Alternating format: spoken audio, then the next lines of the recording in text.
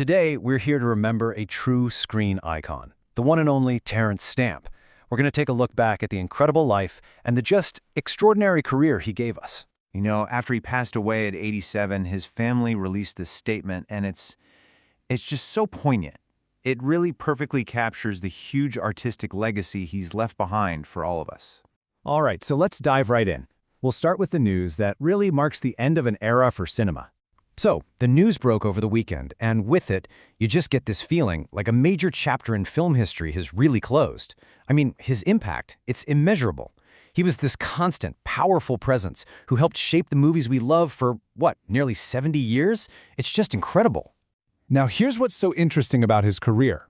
You can pretty much grasp his incredible talent just by looking at two roles. Two completely iconic, but totally opposite roles. Okay, first up, the villain that honestly scared a whole generation of us. His General Zod in Superman. I mean, it was absolutely terrifying, just pure menacing power on screen. And then, on the complete other end of the spectrum, you have this, a performance that just shows his incredible range.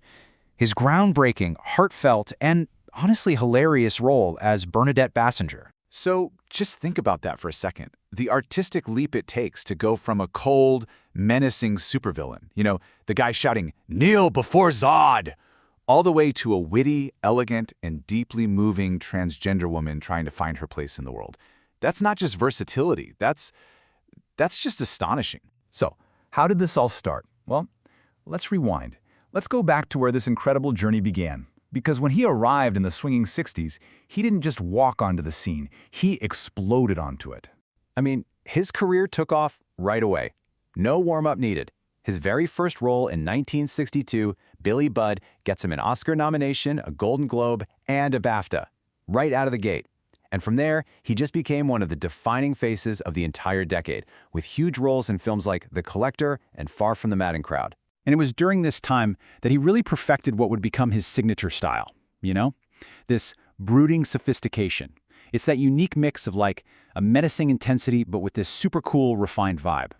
That became his thing, a real hallmark of his work for years to come. But here's the thing, this early success, it wasn't just some flash in the pan, not at all. This was the foundation for a relentless career, all of it defined by this fierce, unwavering professionalism. Seriously, just let that number sink in. 7 decades. Think about that.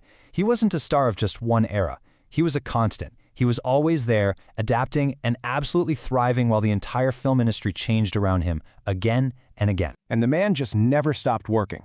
He stayed completely relevant well into the new millennium. I mean, you'd look up and he was everywhere. In sci-fi flicks like Red Planet, big comedies like Yes Man, and he kept going all the way to his final, really memorable role in 2021's Last Night in Soho.